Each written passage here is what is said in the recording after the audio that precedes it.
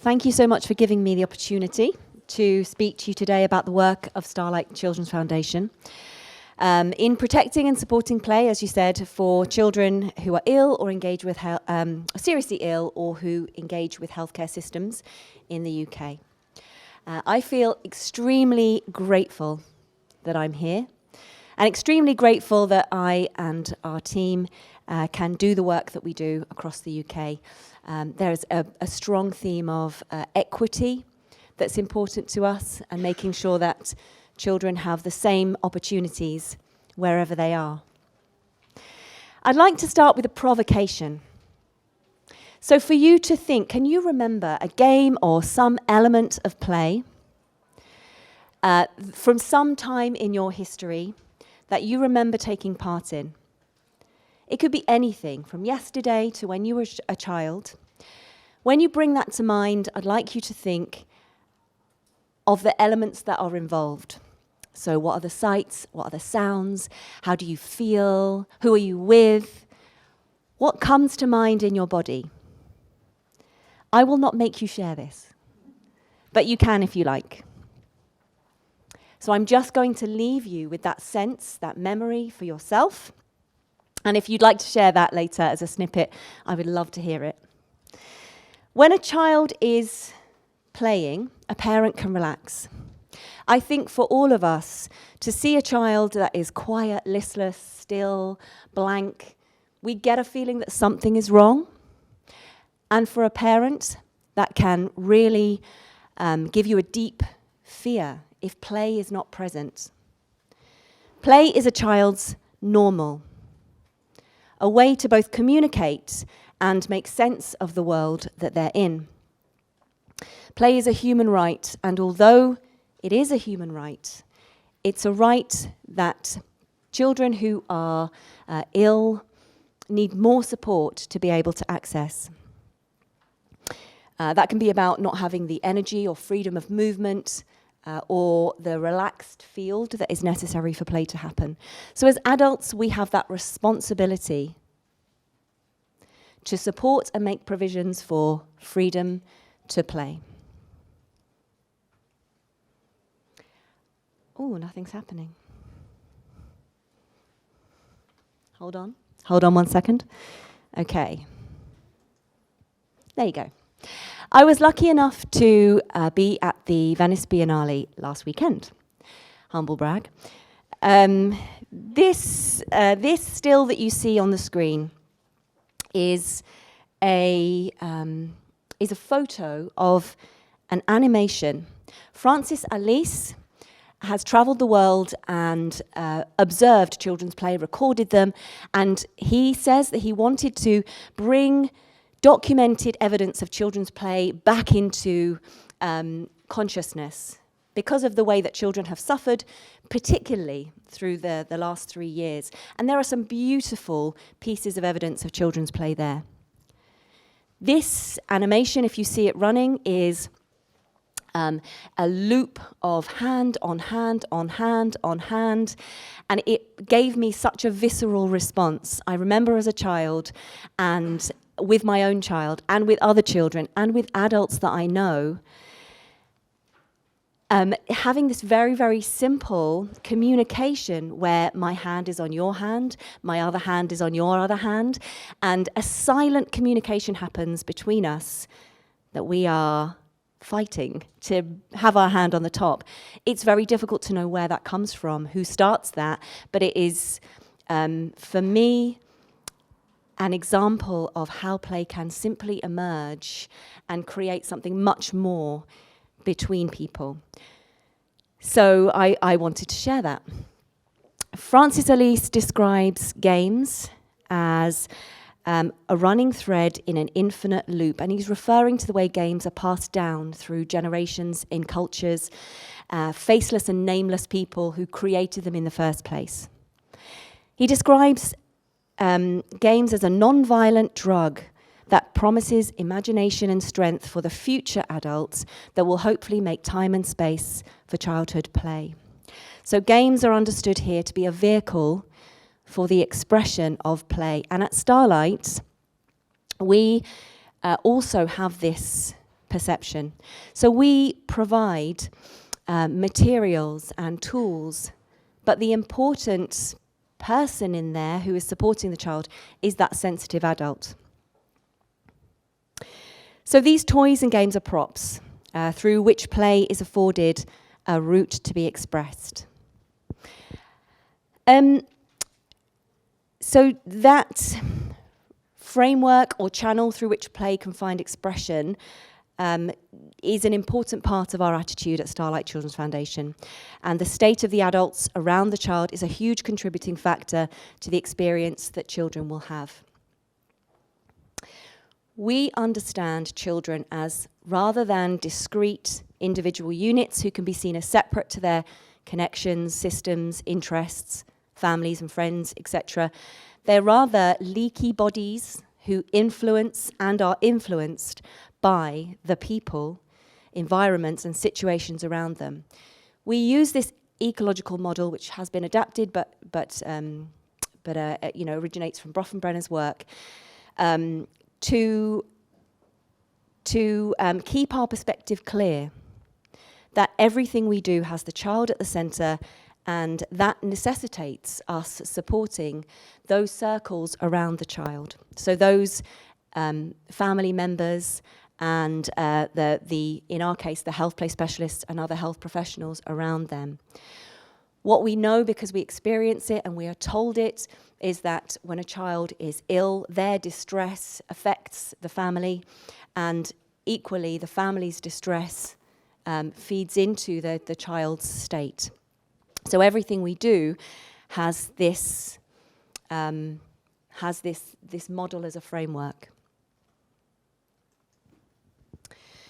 The other important thing about how we work, to avoid the pitfall of being a charity that exists to serve our own needs and to avoid mission drift, is we exercise the principle of a tight framework within this triangle of using evidence and research to inform our practice, and through our practice generate evidence and insights. And one of our newest functions, which some of our team are here today who will be delighted to talk to you about that in the lunch break, is the policy and public affairs function. So if you look at the ecology that the children exist in, it's the political levers to create opportunities and conditions for that play to happen, where we are placing our resources. So, in speaking about resilience, it's an important aspect of good mental health for children. It's relational and embodied within the staff as well as the children and families. Play interventions that the play specialists carry out are crucial in the promotion of resilience for good mental health.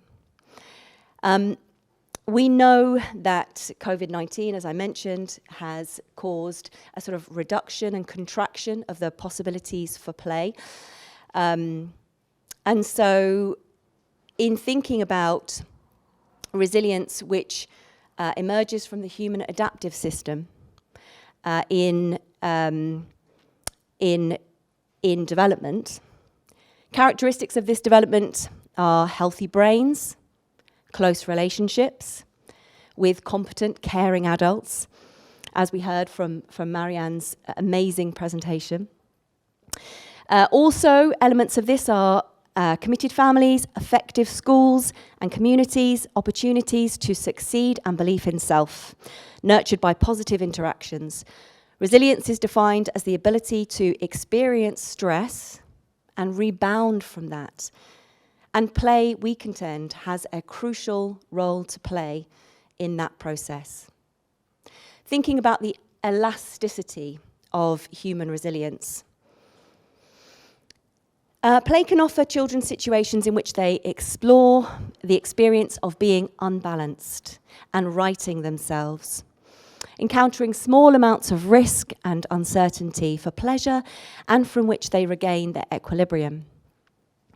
Sutton Smith describes that as the as-if play frame, within which children can explore a range of emotions that would have undesirable consequences in the real world. In hospital, quite often, there is a reluctance to allow children to experience more risk because we want to keep them safe. We want to make sure that they are not going to come to any more harm. Well, actually, what we can understand by looking at resilience in this way is that experience of risk is really beneficial to children. One thing we also really want to highlight is that every time a child experiences a healthcare intervention, they have to make a transition, not simply through the door, but an internal transition to assimilate that information. We could look at Fisher's transition curve to understand some of those stages that children will go through anxiety, fear, eventually, we hope, to acceptance of what is happening to them.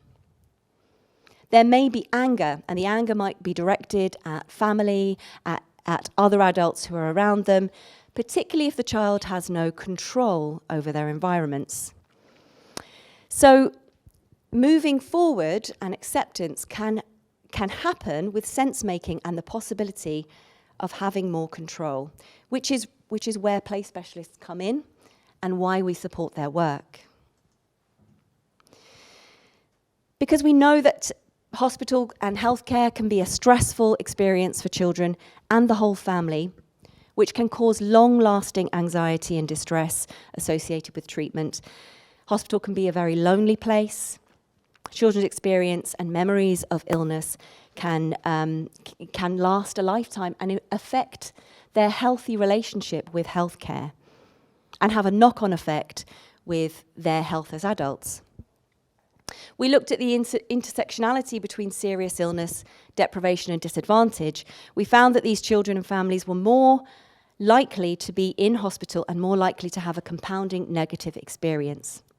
So therefore, the importance of play in giving the pleasure, allowing for creativity, connection, the warming and softening, and being able to redefine one's situation, and having the possibility of other possibilities.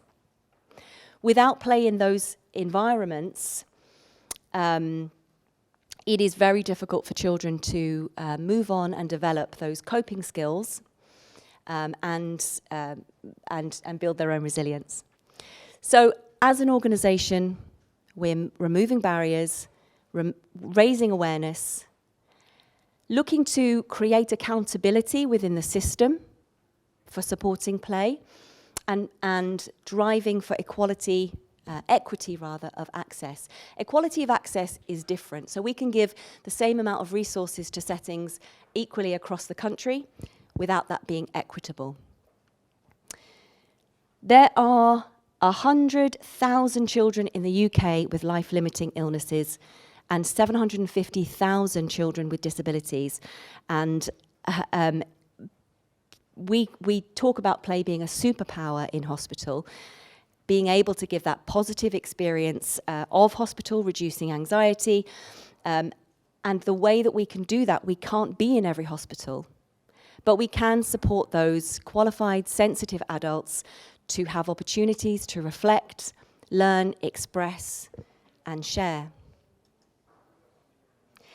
So speaking about the importance of the sensitive adult who's tuned to the play drive, play specialists are, or child life specialists, the equivalent in America, are a vital part of that journey.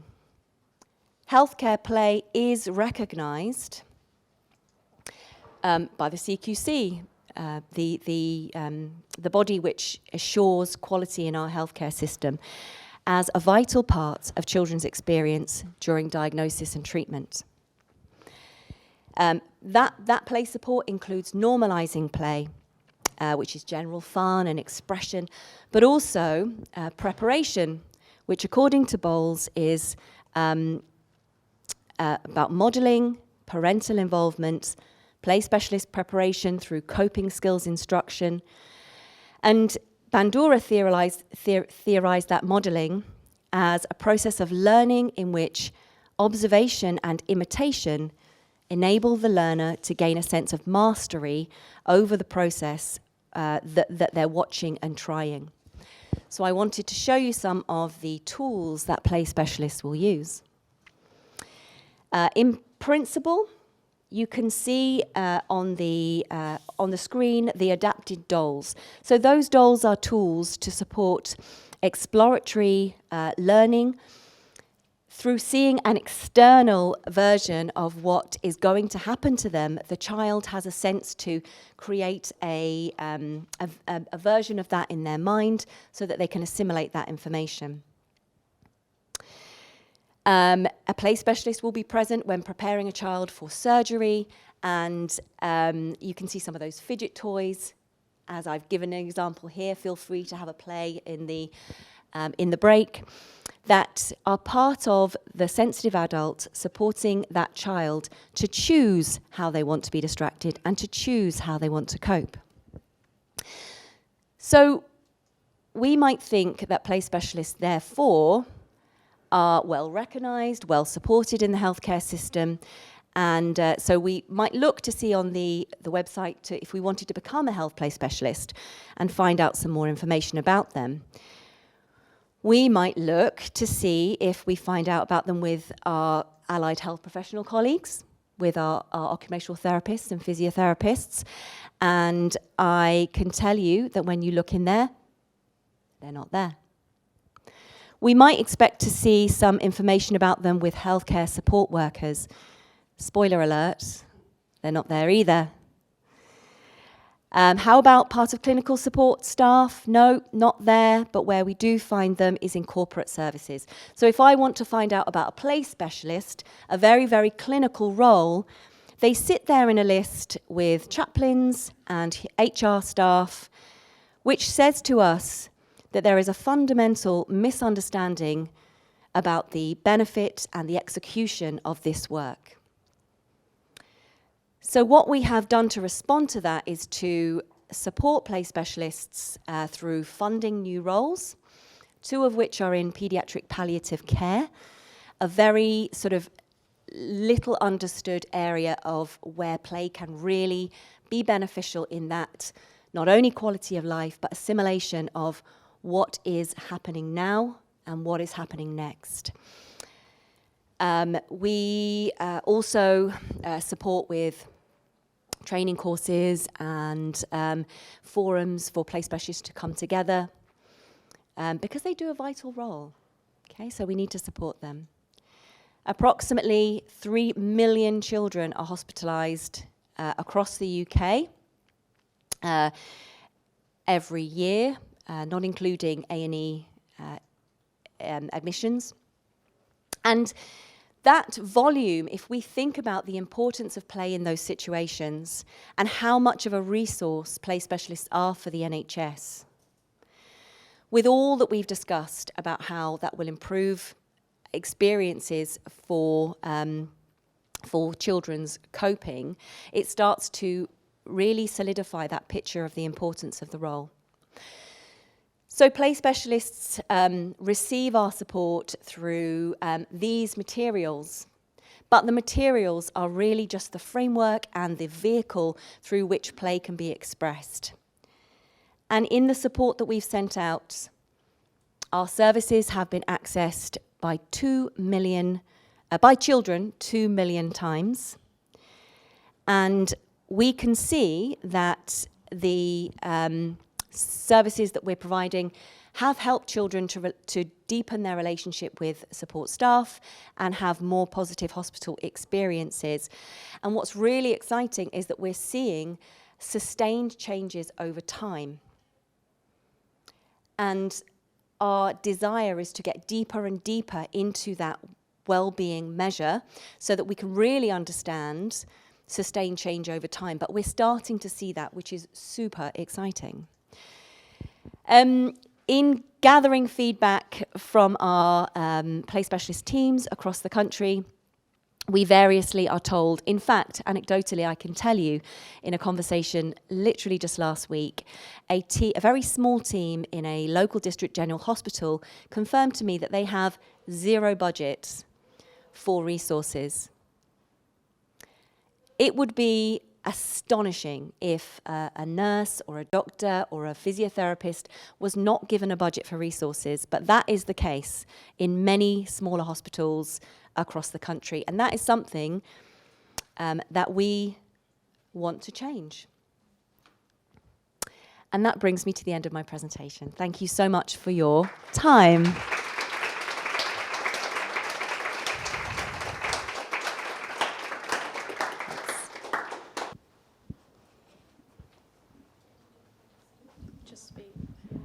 Hello.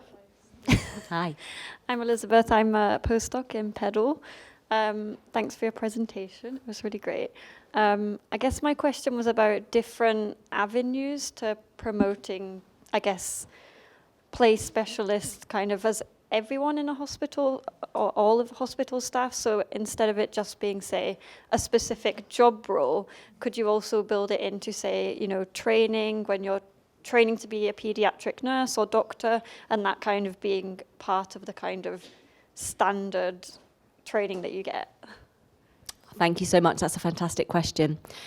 What I am, as far as I am aware, in terms of doctors training, there is very little. I think there maybe is a half a day on emotional intelligence, and that is it. And many, many doctors come into the field of pediatrics without any sense of what play is or why play is important.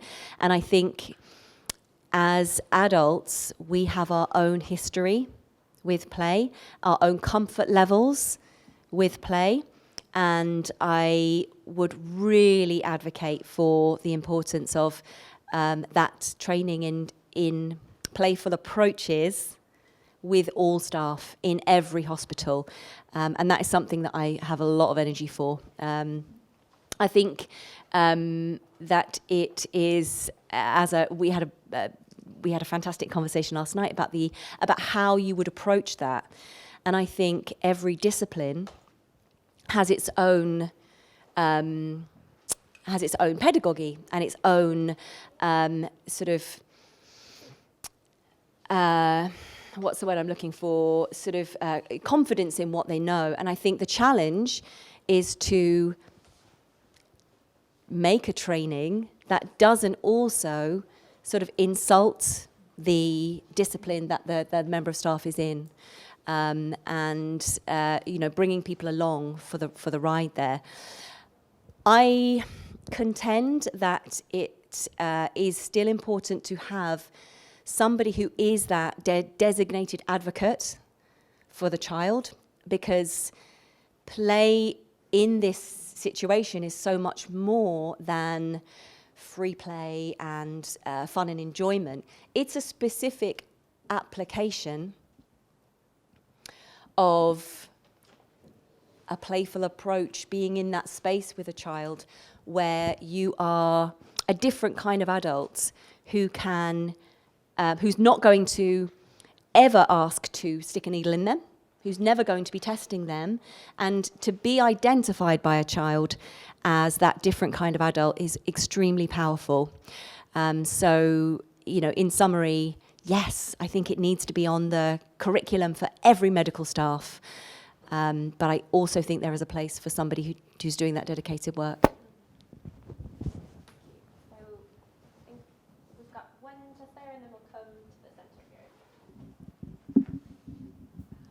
Hi, I'm Madiha from Cities for Children, and I was just wondering if you could talk a little bit about the challenges of measuring well-being and quantifying things, and also resilience. Like I feel like there's a lot of people struggling with it.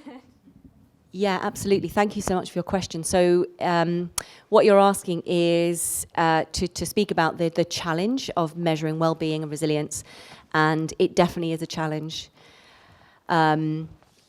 We recently have started sort of talking to the Children's Society, and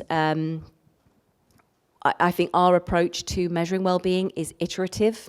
So we are using real mixture of self-reporting wellness questions in our sort of post-delivery surveys.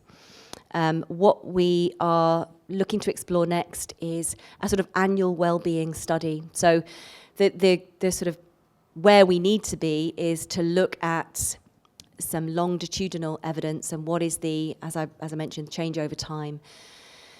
I think we talk a lot about the limitations of self-reporting and how we ask the right questions in the right way. And I have some cards on the table. If somebody would, if anybody would like to continue that conversation, I know as an organisation we would love to speak about that more. I think we had a question here, and that might be the last question we have. But if we have time at the end, after we'll come back and open it up for general discussion. Hello, hi, I'm Gina. I'm from Play Included. Thank you so much for that really lovely presentation. I think it's so important to have play specialists in hospitals. But I think I was going to ask the same question as Elizabeth actually about training for the wider hospital. But sort of in addition to that, I think parents can have a fantastic role to support playfulness for their child in hospital. And I wondered, do you have a role at Starlight to help give parents confidence to be a little bit playful with their child in such a worrying and stressful situation as having a poorly child? And because health specialists are such a limited resource, if we can sort of get that knowledge and ideas into parents to help them, what do you do around that? I'm just thinking my daughter, when she was in hospital 3, we had those things that you clip on your fingers, and I was able to say, it's a little duck, it's going to go quack, quack, quack, and tickle your finger, and that just helps. So things like that for parents to do in very tiny interactions might be helpful. Thank you so much. And I absolutely agree with you that parents have such an enormous role to play. I think there's 2 levels here. So that sort of general tips, hints, tips, tricks is hugely important. We did some work recently to support some local authority organisations who were rolling out vaccinations for children. And as part of that, we created a little module for parents to focus their mind on what would be important for them to say and do on the day before, on the route there, while they're there, because going back to the ecological model, it's not so simple when you are emotionally in that soup of stress and anxiety as well. So absolutely. And I've noticed recently that Pedal have created some parents' little videos that are absolutely lovely. I think as many of our organisations that can do that to support parents, the better. There is something else around, I recognise that the role of a play specialist often in a very anxious, anxiety-producing situation, such as going to theatre, is to allow that parent to have the space not to be the one who's supporting the child, because they will find it probably impossible to emotionally separate. So if you can have a play specialist there as a child is going to the anaesthetic room and is going to sleep, that is a sort of, to have that separate relationship can be so beneficial for everybody. And then once the child is asleep, the parents can burst into tears because it's building up. And I think sometimes we need to recognise the importance of taking the emphasis away from the parent being every role to the child. So thank you so much.